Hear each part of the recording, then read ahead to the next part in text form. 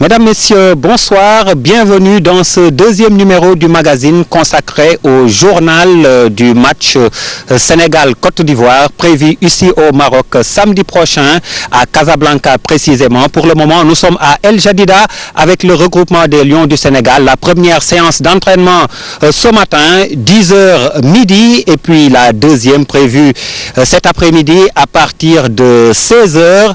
Alors, pour la première séance, un groupe de 18 avec 3 joueurs qui ont travaillé en marge du groupe. Il s'agit de Sadio Mané, Papi Djilo Abodji et Cheikhou Kouyaté. 5 autres ont été laissés au repos, entre autres Lamine Sané et Henri Saivet de Bordeaux. C'est parce qu'ils ont joué dimanche tard dans la soirée. Et puis, vous l'aurez constaté, seul l'entraîneur pour le moment parle, ainsi que quelques officiels, dont le président de la fédération. C'est parce que le groupe a décidé de gérer sa communication. Alors, nous aurons dans ce numéro le point sur cette première séance d'entraînement. C'est avec l'entraîneur national Alain Giresse, mais le président de la fédération, Augustin Senghor, a bien voulu se prononcer sur les conditions de ce regroupement. Allez, c'est parti.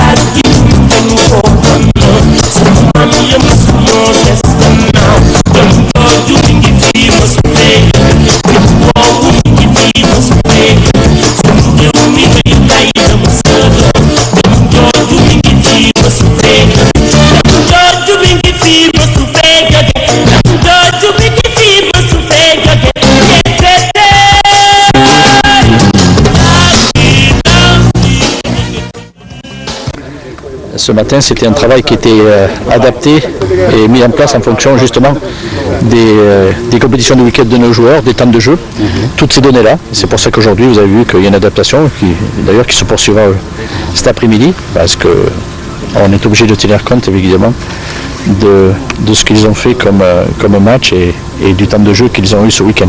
Et les joueurs qui ne sont pas venus, les 5 joueurs qui ne sont pas entraînés, ne sont pas venus à la soirée? Non, mais c'est ça, je veux dire, on est dans l'aménagement de l'entraînement en fonction des matchs, et ceux-là, eux, ils sont aux soins, ils sont en récupération. Certains sont venus alors qu'ils pouvaient rester aux soins. Voilà, donc c'est ni plus ni moins que cela, un aménagement. Je crois que c'est pas facile. C'est très simple à comprendre que quand on a joué dimanche 90 minutes, qu'on a voyagé, qu'aujourd'hui on est sur lendemain, et c'est toujours une journée qui pèse pour ceux justement qui ont joué 90 minutes dimanche. Il n'y a pas de blessés? Non, il y a juste Moussasso et Soiré qui ont des petits bobos. Dire que ce sont des blessés avec des lésions importantes, non, pas encore, mais il est important d'en prendre soin. Entre autres, 90 km, c'est pas 1 heure de route pour aller de Djaïda à Casa un jeudi. C'est pas ça qui peut avoir des conséquences sur le plan physique. C'est pas, là, on peut pas l'évoquer, on peut pas l'évoquer en ces termes. Vous avez accueilli les 23 jours convoqués. Comment vous les avez trouvés? Ça va, ils sont en bon état physique, sauf les petits problèmes que j'évoquais.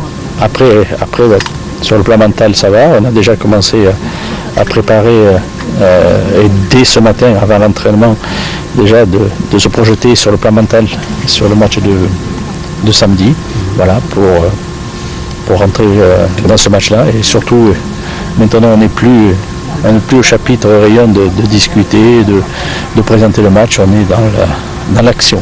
On est dans l'action. Dès à présent, on est dans l'action jusqu'au match, évidemment.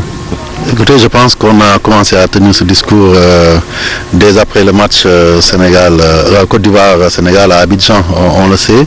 On a beaucoup péché dans ce match-là par manque d'engagement ou plutôt par un respect excessif à l'adversaire. Donc aujourd'hui, ce qu'on attend simplement, c'est des joueurs hyper motivés, des dispositions d'esprit qui nous permettent de bousculer cette équipe de Côte d'Ivoire et surtout de l'efficacité et de l'envie, parce que je pense qu'une qualification à une Coupe du Monde se suffit à elle-même pour motiver n'importe quel joueur qui aujourd'hui aspire à faire une grande carrière de football. Donc rien que cela est suffisant.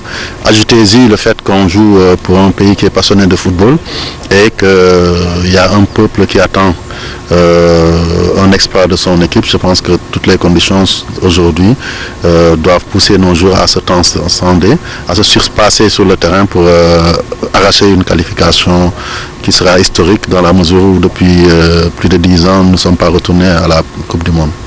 Au jour d'aujourd'hui, oui, vous l'avez vu, on est ici dans un hôtel qui remplit tous les critères d'une bonne concentration à mon avis. Donc des conditions d'hébergement correctes, un terrain acceptable, un environnement calme et très naturel, donc, et surtout très aéré, parce qu'il ne faut surtout pas que nos joueurs subissent la chape d'une pression dans un endroit soit trop bruyant ou trop renfermé.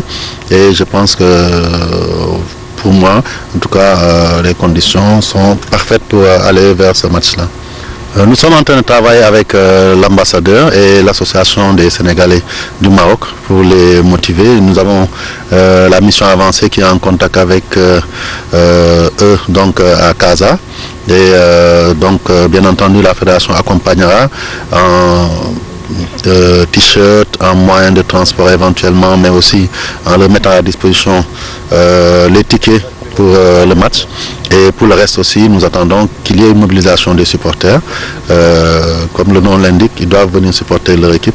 Ils doivent eux aussi donner le ton aux joueurs en montrant qu'ils sont déterminés à aller en Coupe du Monde. Donc nous pensons que rien qu'avec la mobilisation à Casa, à Rabat et dans les autres villes du Maroc, les Sénégalais peuvent faire le plein au stade. Et après, tous les Sénégalais qui nous viendront de Dakar, mais aussi d'Europe, pourront venir renforcer les troupes, parce qu'il s'agit aussi de batailler sur les tribunes pour pousser notre équipe à la victoire. On a un gap de 2 buts, on joue en terrain étranger alors qu'on est censé recevoir à domicile, mais si nous tous nous sommes orientés vers le même objectif et nous montrons la même détermination et la même envie, je suis sûr et certain que nous pouvons bousculer cette équipe de Côte d'Ivoire et pourquoi pas la battre suffisamment pour nous qualifier, et à défaut aussi essayer de laisser une bonne empreinte dans l'esprit des Sénégalais en montrant plus de valeur au plan de l'engagement, de l'abnégation, de l'envie que ce qu'on a montré à Abidjan. Voilà, c'était tout pour ce numéro 2 du journal du match Sénégal-Côte d'Ivoire. Nous nous retrouvons dès demain, ce mercredi, avec l'Open Press. Vous aurez l'occasion d'avoir les réactions des joueurs en regroupement ici à El Jadida au Maroc.